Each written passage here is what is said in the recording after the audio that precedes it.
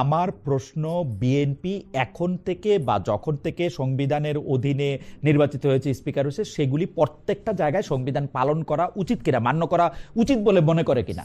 অবশ্যই উচিত এবং মেনে চলছে। মেনে চলছে। আপনারা কি সংবিধানের, আমার সামনে সংবিধানটা খোলা আছে, আপনারা কি সংবিধানের 4 ক অনুযায়ী জাতির পিতা বঙ্গবন্ধু শেখ মুজিবুর রহমানের প্রতিকৃতি, রাষ্ট্রপতি, প্রধানমন্ত্রী, স্পিকার ও প্রধান বিচারপতির কার্যালয় এবং সকল সরকারি ও আধা সরকারি অফিসে, স্বায়ত্তশাসিত প্রতিষ্ঠানের সংবিধিবদ্ধ সরকারি অফিসে দেখাচ্ছেন না?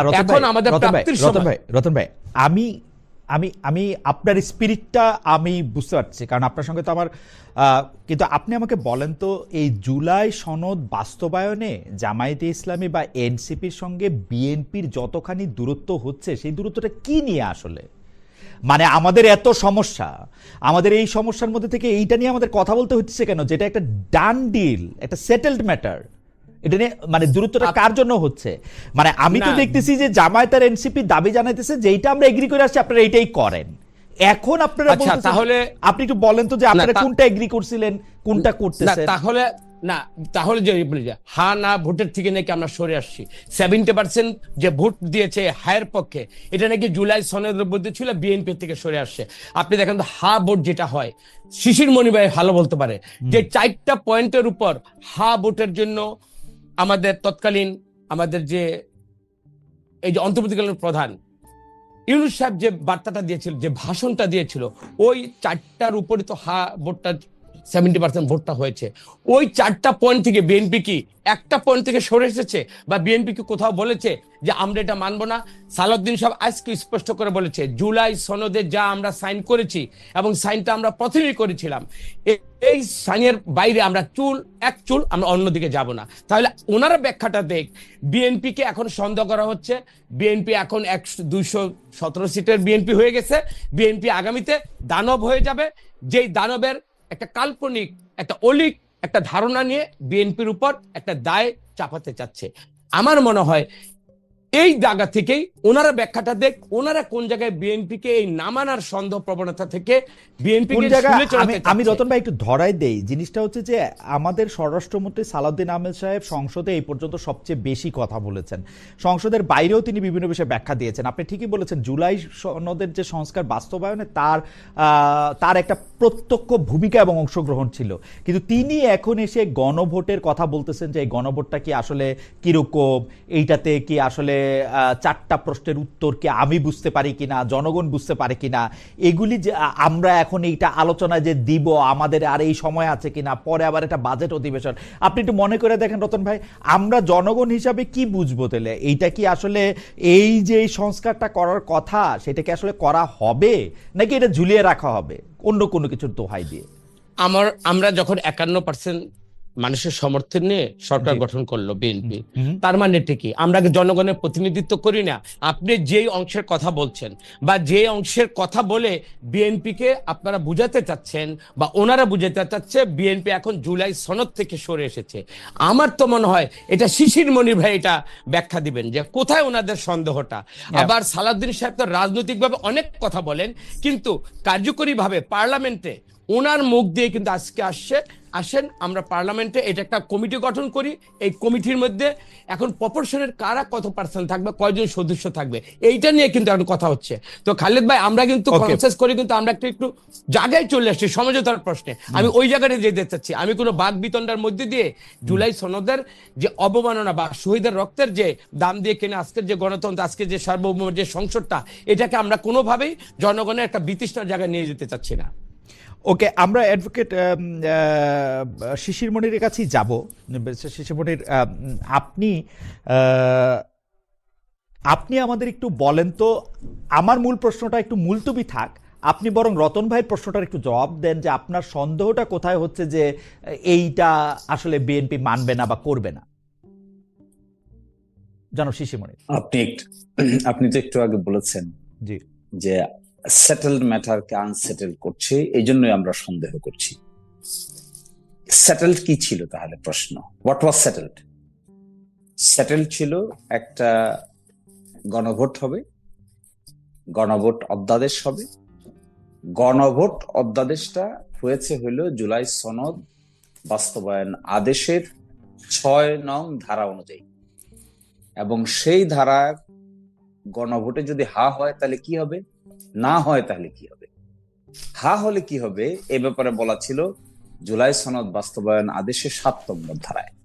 সেখানে বলা ছিল গণভোটে উপস্থাপিত প্রশ্নের উত্তর প্রদত্ত সংখ্যাগরিষ্ঠ ভোট হা সূচক হলে একটি সংবিধান সংস্কার পরিষদ গঠিত হবে এবং পার্লামেন্ট গঠিত হবে। সংবিধান সংস্কার পরিষদের কাজ কি হবে? ১৮০ দিনের মধ্যে তারা সংবিধান সংস্কার করে শেষ করবেন।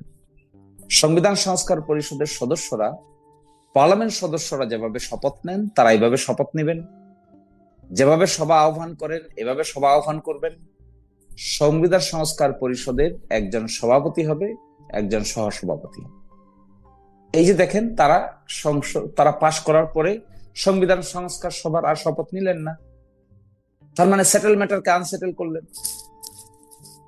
গণভোটকে অধ্যাদেশ এখন সংবিধান সম্মত কি সংবিধান সম্মত না এই বিতর্ক করছেন। তার মানে আরেকটা সেটেল ম্যাটারকে আনসেটেল করলেন। যারা একটা সেটেল ম্যাটারকে আনসেটেল করতে পারেন, এইভাবে গণভোট হয়ে যাওয়ার পরেও গণভোটকে নিয়ে প্রশ্ন উত্থাপন করতে পারেন, তাদের ইন্টেনশন নিয়ে প্রশ্ন তোলাটা কি অস্বাভাবিক? অবশ্যই না। তাহলে তারা সেটেল ম্যাটারকে আনসেটেল করছেন কেন? কি কারণে করছেন? এই স্কিমের বাইরে তারা যাচ্ছেন কেন? মেজরিটি পেয়েছেন তাই। যেই মেজরিটি পেয়েছেন সেই আগের দিনে যে সমস্ত কথা বলে তারা স্বাক্ষর করেছেন, এই কথা তাদের মাথায় বেমালুম ভুলে গেছেন। এই প্রশ্ন আমরা উত্থাপন করলে যদি আমাদেরকে বলা হয় যে আমরা এটা আমরা সেটা, তাহলে তো ভুল হবে। আচ্ছা, বিশেষ মানে আমি ২-৩টা জিনিস আপনার কাছে একটু জানতে চাই। প্রথম কথা হচ্ছে যে এই সংবিধান ছুঁড়ে ফেলার কথা হচ্ছে, বলা হচ্ছে যে এটা ৭২-এর সংবিধান, কিন্তু এটা কি আসলে ৭২-এর সংবিধান?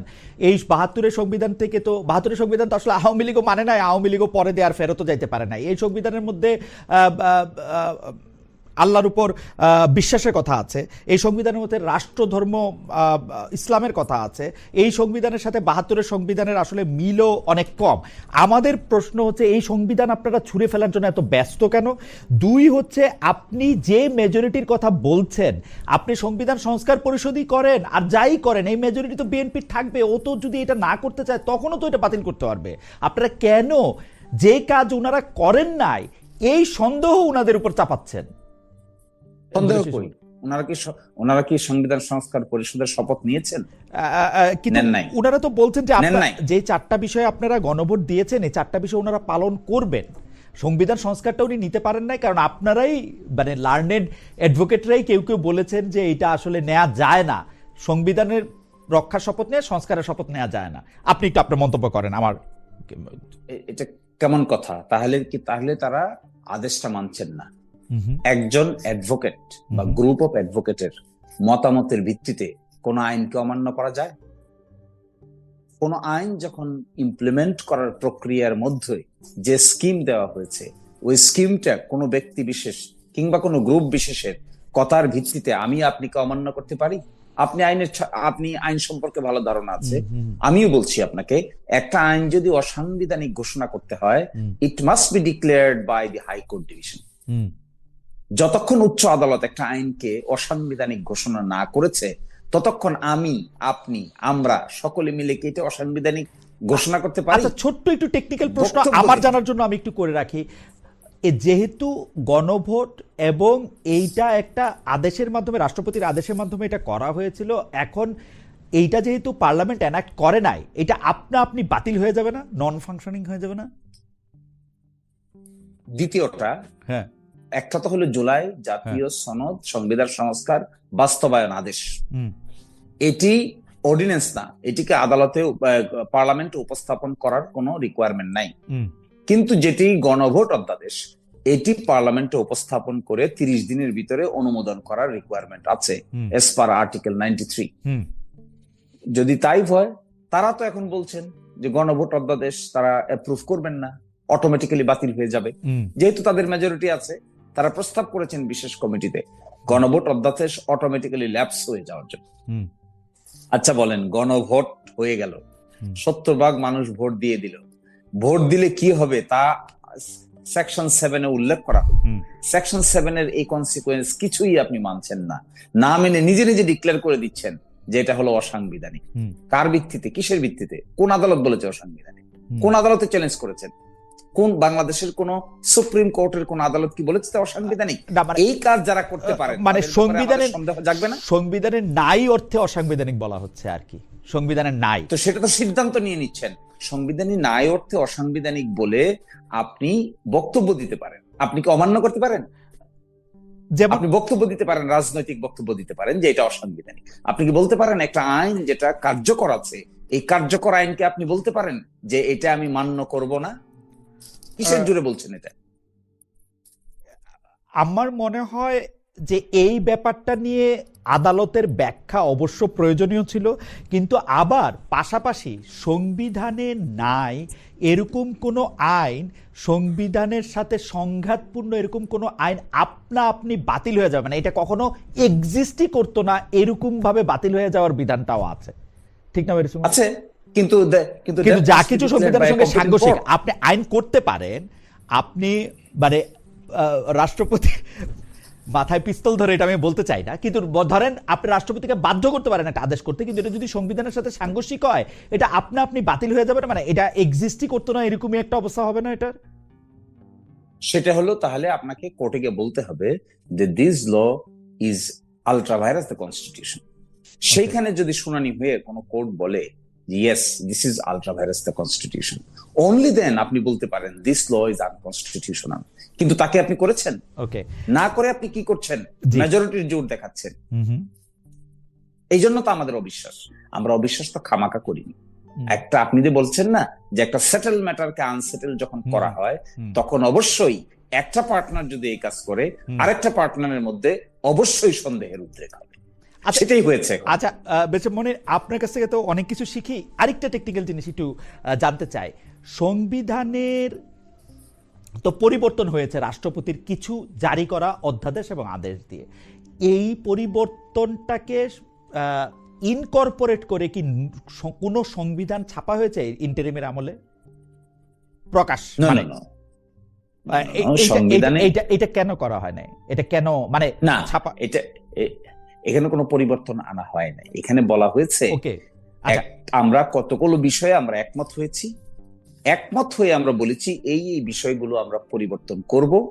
পরিবর্তনটা কিভাবে করব এটা একটা আদেশের মাধ্যমে বলা হয়েছে এবং সেটা আমরা সংবিধান সংস্কার পরিষদে করব।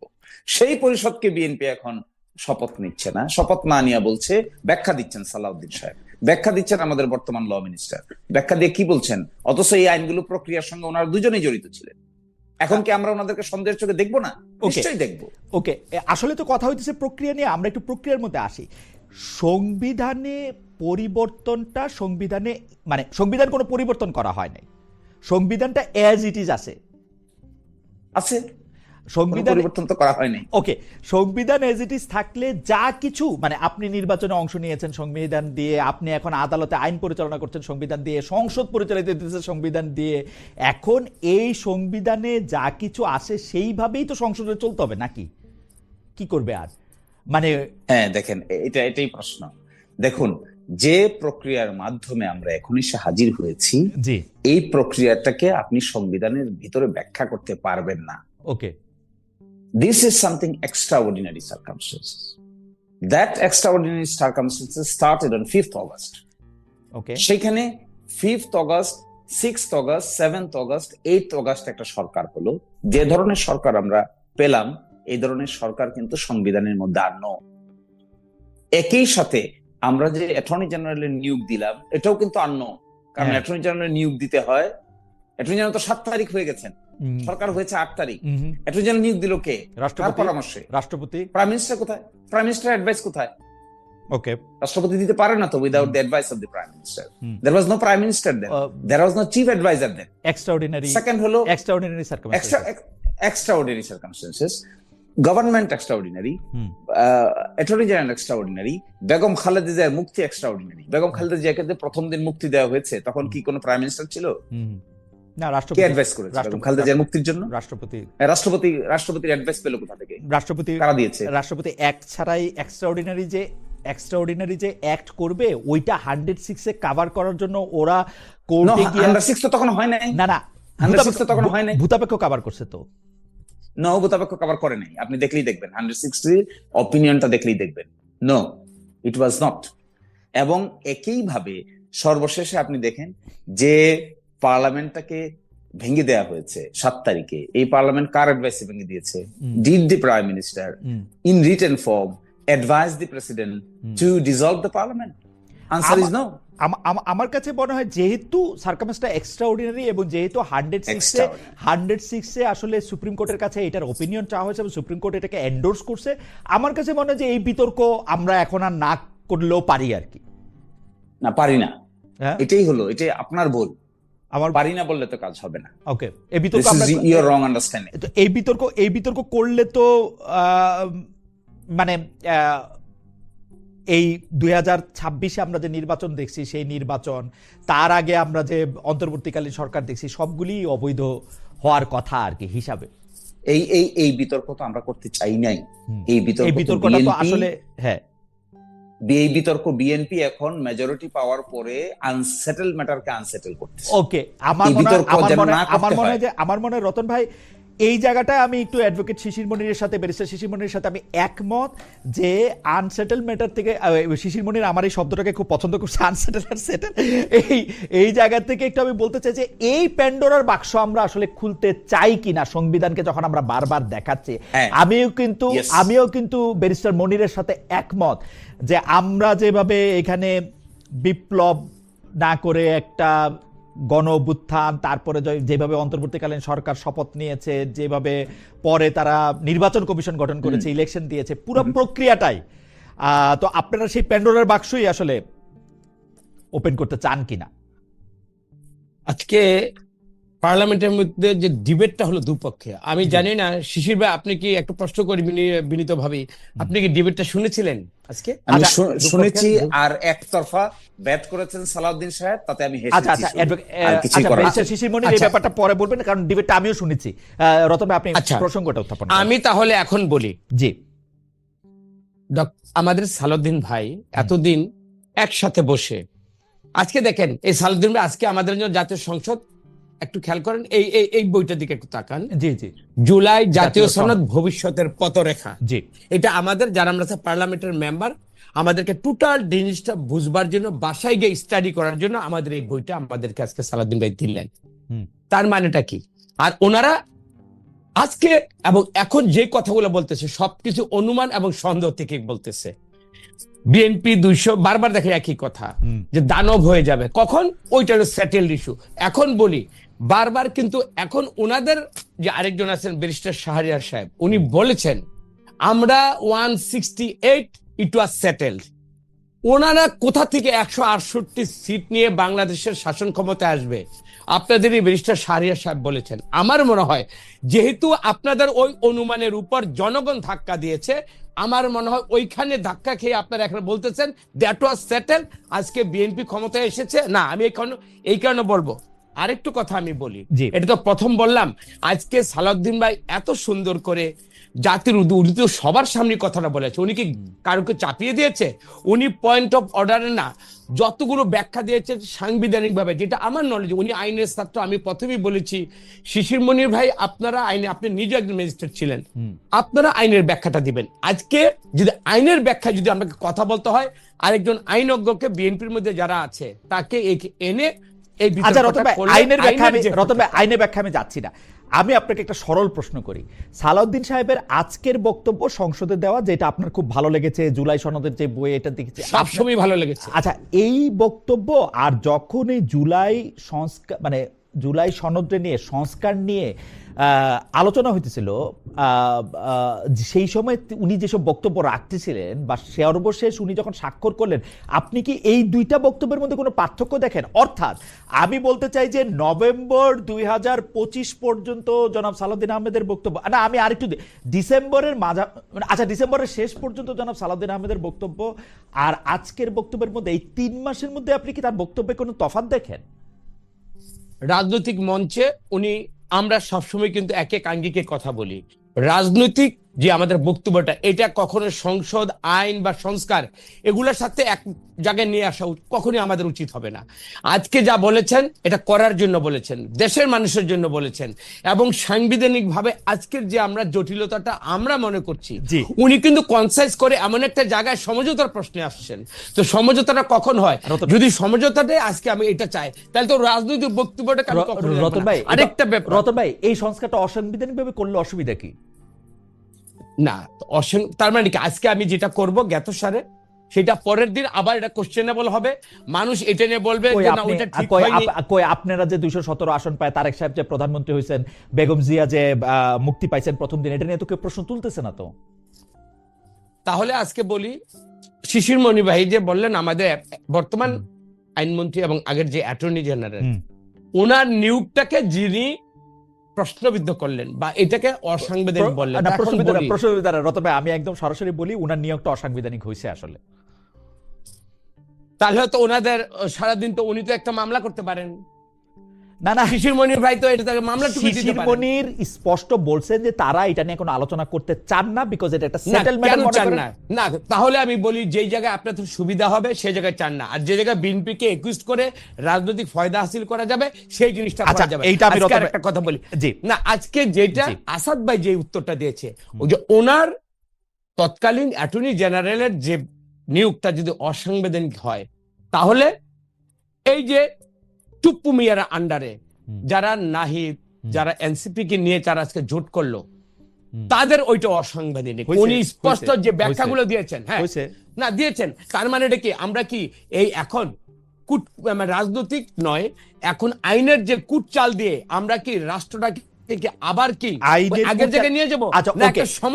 ওকে, শিশির মনির কি চান, জামায়াতে ইসলামী কি চান, এটা আমরা শুনবো তার কাছে। কিন্তু আপনি রাজনৈতিক কুটচালের কথা যেহেতু আপনি বললেন, আমি আপনাকে বিনয়ের সঙ্গে একদম আপনাকে মানে এর চেয়ে বিনয় আর সম্ভব না, এর চেয়ে বিনীত হয়ে আমি বলতে চাই যে আমরা আমাদের প্রয়োজনে অনেকবার সংবিধান লঙ্ঘন করেছি, যেই সংবিধান লঙ্ঘনে বিএনপির সরাসরি সায় ছিল, বিএনপির পার্টিসিপেশন ছিল। সেই সংবিধানের প্রতি বিএনপি হঠাৎ করে আবার এতটা দুর্বল কেন হলো? কি দরকার? আপনি যেটা বলতেছেন যে সংবিধান প্রেমিক হওয়া, জি, আপনি দেখেন আজকে আমাদের আরেকটা আন্দোলিত পার্থ ব্যারিস্টার উনি একটা কথা বলেছেন, জি, ওনার কথাগুলোকে আমরা শুনিনি? জি শুনছি। যে এই জুলাই সনদ থেকে যদি বিএনপি যদি সরে যায়, উনি এটার বিপক্ষে স্ট্যান্ড নেবেন। তার মানেটা কি? ওনার আবেগে, হৃদয়ে উনি কি এটাকে ধারণ করেননি?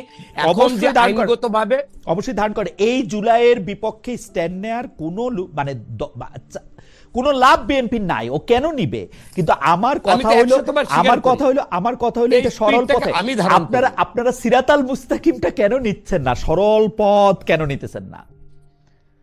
আপনি যেটা মনে করতেছেন সরল পথ, ইহদিনাস সিরাতাল মুস্তাকিম তো আমরা আছি, আমরা তো এইখান থেকে বিচ্যুত করতে চাচ্ছে, আমরা তো এই পথ থেকে আমরা কখনোই বিচ্যুত হব না। জনগণের কাছে যেটা আমার কমিটমেন্ট, যে জুলাইয়ের যে আবেগের জায়গা, এখন শুনেন আমাদের তো 417 মানে আমাদের নিয়ারাবর 450 লোক মারা গিয়েছেন। এখন এই জুলাই সনদটাকে যেভাবে নিজেদের একেবারে ঘরে তুলে মনে করছে জুলাই যে অভ্যুত্থানের জন্য বিএনপির কোনো অবদান নাই, খালেদা জিয়ার, তারেক রহমানের কোনো অবদান নাই, সমগ্র ক্রেডিটটাকে নিয়ে যাওয়ার জন্য যা আজকে রাজনীতিরা হচ্ছে, আমাদের প্রশ্নটা ওই জায়গায়। তাহলে আমি আরেকটা কথা বলি, এর শেষ প্রশ্নটা দেখেন। 12 তারিখে নির্বাচন হলো, 13 তারিখে আমাদের মুন্সিগঞ্জে কোথায় একটা পারিবারিক দ্বন্দ্বে পূর্বের একটা জেরে একটা মার্ডার হলো। এই ঢাকা বিশ্ববিদ্যালয়ে কারা ওই দিন রাতের বেলায় মিছিল করে ওই হত্যাকাণ্ডের জন্য তারেক রহমান শপথ নেয় নাই, তার ফাঁসি চাইছে। আপনারা দেখেন রাজনৈতিক পরিবেশটা কুলুষিত করা এবং নিজেদের সন্দেহটা, এটা কোথা থেকে কিভাবে সৃষ্টি হলো আপনি বলেন? এক একটা ইস্যুতে আমাদের সন্দেহ আমাদের হয়, যেই ঐক্যটা ছিল, যেই ভ্রাতৃত্বটা ছিল, এটা কোথা থেকে চির ধরালো, কেন সন্দেহের অবতারণা ঘটালো? এই প্রশ্নটা তো শিশির ভাইয়ের কাছে আমারও থাকবে। আমার মনে হয় যে জনাব শিশির মনির কাছে দুটি প্রশ্ন আসলে রেখেছিলেন, যে অ্যাডভোকেট সালাউদ্দিন উনি আসলে মানে অ্যাডভোকেট নন, মানে ল পড়েছেন উনি। সালাউদ্দিন আহমেদের কথা আপনি শুনেছেন কিনা, শুনলে সেটা সম্পর্কে আপনি আসলে কি বলতে চান? 2 নাম্বার, উনি বলতে চাইছেন যে আসলে ঐক্য বিনষ্ট করার জন্য এবং নানা কারণে সন্দেহ সংশয়ের বীজ বপন করে অন্য কিছু করার জন্য আপনারা কোনো কিছু করতেছেন কিনা। 3 নাম্বার নম্বর প্রশ্নটা হচ্ছে আমার, সেটি হচ্ছে যে ব্যারিস্টার আন্দালিব রহমান পার্থ এটি বলেছেন যে আপনারা আসলে এই সংবিধানটা ছুঁড়ে ফেলে দিতে চাচ্ছেন, কারণ এটা আপনাদের এরকম মনে হইতে পারে কারো কারো কাছে যেটা ৭১-এ জামাতে ইসলামী যেহেতু যেটা ভাবছিল সেটা হয় নাই, সে পরাজয়ের দলিল কিনা, এগুলি আপনি বলবেন। আপনি নোট নিচ্ছেন, আমি শুধু দর্শকদের কয়েকটা মন্তব্য শোনাই। একটি মন্তব্য হচ্ছে দর্শক উনি করছেন ডাক বুকিং, উনি অনেকবার করে করছেন যে খালেদা জিয়া সংবিধান ফেলে দিতে চেয়েছিলেন কেন, এই জবাবটি আরেকজন দর্শক ভিলেজ ফান 6510 তিনি বলছেন পঞ্চদশ সংশোধনী আর সংবিধান কি এক জিনিস কিনা, অর্থাৎ খালেদা জিয়া পঞ্চদশ সংশোধনী ফেলে দিতে চেয়েছিলেন, সংবিধান নয়। আরেকজন দর্শক উনি মোহাম্মদ জামাল মিয়া, উনি বলছেন এদেশের সবচেয়ে খারাপ চক্র হইল সাংবাদিক, এরা স্বার্থের জন্য কত না কিছু যুক্তিতর্ক আনতে পারে, এদেরকে বয়কট করা উচিত, অর্থাৎ আমাদের। হাওয়েভার শিশির মনির, আপনি যদি একটু বলেন। একটা কথা ভাই ক্লিয়ার, বিএনপির অবদান থাকবে না কেন? অবশ্যই বিএনপির অবদান আছে, জামাত ইসলামের অবদান আছে, এনসিপির অবদান আছে, অনেক বামপন্থী অর্গানাইজেশনের অবদান আছে, অনেক ব্যক্তির অবদান আছে, অনেক সাংবাদিকদের অবদান আছে, অনেক লয়ারের অবদান আছে। সুতরাং অবদান নিয়ে আজকের বিতর্ক নয়। Everybody has his own contribution, it has to be admitted. এটা যদি অ্যাডমিট আমরা না করতে পারি তাহলে আমরা ছোট মনের মানুষ হব, মিন মাইন্ডেড হব। যারা কন্ট্রিবিউশন করেছে everybody should be given due respect. এই সেটের বিতর্ক এখানেই শেষ। কেউ যদি তার ব্যত্যয় ঘটায়, এটার যদি কেউ ব্যত্যয় ঘটায়, এই ব্যত্যয় ঘটানোর দায় দায়িত্ব ওই ব্যক্তিকে নিতে হবে, ওই ব্যত্যয় ঘটার দায় দায়িত্ব রাজনৈতিক ভাবে ওই দলকে নিতে হবে। বাস, that is what is my statement. But second issue is, আমরা যে বারবার বলছি আন্দালিব রহমান পার্থ ভাই যে কথাটা বলছেন এটা ইমোশনাল। আমার এই ভাই প্রায়ই লোক হাসানোর জন্য, হাততালির জন্য অনেক অযৌক্তিক কথা বলে থাকেন। It is his fashion, but I respect his fashion. Second, third কথা হলো, জুলাই সনদ বাস্তবায়ন আদেশের মাধ্যমে সংবিধানকে ছুঁড়ে ফেলে দেওয়ার কোনো কিছুতেই আমরা এগ্রি করি নাই। That is a wrong statement. I participated in the consensus commission as a counterpart of Salahuddin Bhai. Days after days we debated and we concluded. সেই কনক্লুশনটা কি ছিল? ওই কনক্লুশন থেকে যখন সালাউদ্দিন ভাই সরে গিয়ে ভিন্ন ব্যাখ্যা দেন, তখন আমরা বলি সেটেলড ম্যাটারকে আনসেটেল করা হচ্ছে। This is what is my argument. আমরা কিন্তু ওই ব্যাখ্যা থেকে সরে না গেলে সেটেল ম্যাটারকে আনসেটেল করে ফেলতেছেন, এই কথা আমি জীবনেও বলতাম না। কিন্তু এখন কি বলছেন উনি? পার্থ ভাই যে কথা বলছেন, আমরা ৭১-এর সংবিধানকে, ৭২-এর সংবিধানকে ছুঁড়ে ফেলে দিচ্ছি কারণ এটার সঙ্গে একটা ঐতিহাসিক বিষয় ধরে, মোটেও না। It is at all not. হয়তো আমার এই ভাইয়ের প্রস্তাবটা ভালো করে পড়ার সুযোগ তিনি পান নাই। সংবিধান সংক্রান্ত ৪৭টা সংস্কারের প্রপোজাল এসেছে, তার মধ্যে ৩০টাতে আমরা সকলেই একমত হয়েছি, ১৭টাতে সংবিধান ছুঁড়ে ফেলার দেওয়ার প্রশ্ন কোথায় আসতেছে? ব্যারিস্টার শিশির মনির, আমি আজকে বলি যে আজকে ব্যারিস্টার আন্দালিব রহমান পার্থ বাদেও আরেকজন তরুণ রাজনৈতিক নেতার বক্তব্য খুবই আলোচিত হয়েছে, নানা জায়গায় ভাইরাল হয়েছে। উনার নাম জনাব হাসনাত আব্দুল্লাহ। উনি বলছেন, উনি কিভাবে বলছেন আপনি দেখেন, সংবিধানকে যারা ছুঁড়ে ফেলতে চান তাদের স্বাধীনতা বিরোধী ট্যাগ দেওয়ার মধ্য দিয়ে খালেদা জিয়াকে অপমান করা হয়েছে কিনা, বেগম খালেদা জিয়াকে অপমান করা হয়েছে কিনা ভেবে দেখার আহ্বান জানিয়েছেন জাতীয় নাগরিক পার্টির অন্যতম মুখ্য সমন্বয়ক হাসান আব্দুল্লাহ। অর্থাৎ আপনারা হচ্ছেন সংবিধান ছুঁড়ে দেওয়া পার্টি, ছুঁড়ে ফেলে দেওয়া পার্টি। আর মানে এটা কিন্তু স্পষ্ট। এই বক্তব্য যখন হাসনাত আব্দুল্লাহ দিচ্ছিলেন তখন কিন্তু জামাতে ইসলামের যারা সংসদ সদস্য আছে, আপনি যেহেতু সেশনটি দেখেছেন সেজন্য আপনাকে বলি, তারা কিন্তু সমর্থন করেছেন তার কথা। যারা সংবিধান ছুঁড়ে ফেলতে চান তাদের স্বাধীনতা বিরোধী ট্যাগ দেওয়া ভুল হচ্ছে। আপনারা সংবিধান ছুঁড়ে ফেলতে চান, স্বাধীনতা বিরোধী ট্যাগটি নিতে চান না। আমি বলি আপনাকে, উত্তরটা হলো, জি, আজকের আলোচনা হয়েছে মুলতবি প্রস্তাবের পার্ট হিসেবে। আচ্ছা, আরো ব্যাকে যাই, চলেন। এই মুলতবি প্রস্তাবের নোটিশ দিয়েছেন বিরোধী দলীয় নেতা। এই মুলতবি প্রস্তাবের নোটিশ দেওয়ার কি কোনো প্রয়োজন ছিল? Answer is no. কেন হলো প্রয়োজন? প্রয়োজন হলো যখনই বিএনপি জুলাই জাতীয় সনদ বাস্তবায়ন আদেশ এর যে প্রক্রিয়া থেকে সরে গিয়ে নিজের মতো করে সংবিধানকে ব্যাখ্যা করা শুরু করলো, তখন প্রশ্ন আসলো আজকে সংসদে এটা আলোচনার বিষয়। আজকে কিন্তু সংসদে এটা আলোচনার বিষয় হওয়ার কথা না। আপনি দেখেন, একটা রোড ম্যাপ ঠিক করা হয়েছে, রোড ম্যাপটা আপনি মানছেন না, মানছেন না দেখে আজকে এটা আলোচনার বিষয়। যদি মানতেন তাহলে তাহলে আলোচনার বিষয় হতো, আলোচনার বিষয় হতো না। আমাদের আলোচনার বিষয় হতো। আমাদের আরেকটা বিষয় এবং আমাদের আচ্ছা, এখানে সালাউদ্দিন সাহেব আজকে যে কথাটা বলছেন খুবই অবজেকশনেবল। একটা লিডারশিপের ক্রেডিবিলিটি ডিপেন্ড করে কনসিস্টেন্সির উপরে। আপনি মহিউদ্দিন ভাই আমার সঙ্গে যদি এক কথা বলেন, আরেকজনের সঙ্গে আরেক কথা বলেন, নিশ্চয়ই আপনি ক্রেডিবল হবেন না। আপনার ক্রেডিবিলিটি যদি ধ্বংস হয় তাহলে ঠিকানা টক শো লাইট হয়ে যাবে। অবশ্যই আমি আইনজীবী, আমার কথা অবশ্যই আপনাকে আমরা সকলেই তাই মনে করি। আমরা তার আই উইটনেস। ওকে বেশ মনির, আমি এই প্রসঙ্গটাতে আমার একটু অন্য প্রসঙ্গে যাইতে হবে। আমি শুধু এই জায়গাটা আপনি একটু প্রশ্ন বলতে, বিএনপি কিন্তু বাস্তবায়ন নিয়ে কোনো প্রশ্ন তুলতেছে না, বিএনপি বলতেছে প্রক্রিয়া নিয়ে প্রশ্ন। আপনারা সেই জায়গায় বিএনপিকে সুযোগটা দিচ্ছে না কেন? আপনারা প্রক্রিয়াটার ছাড়া বিএনপি কিন্তু আপনাদের এই জুলাই সনদে যা যা কিছু আছে, আপনাদের বলতেছে আমাদের সবার জুলাই সনদের যা যা কিছু আছে তা নিয়ে কিন্তু আসলে কোনো কথা বলতেছে না। বিএনপিকে এই সুযোগটা কেন দেওয়া হচ্ছে না? শুধু মানে প্রক্রিয়াটা হ্যাঁ এই জায়গাটা দুটো শব্দ দেখবেন, একটা শব্দ হলো সংবিধান অ্যামেন্ডমেন্ট, আর একটা শব্দ হলো সংস্কার। রাইট।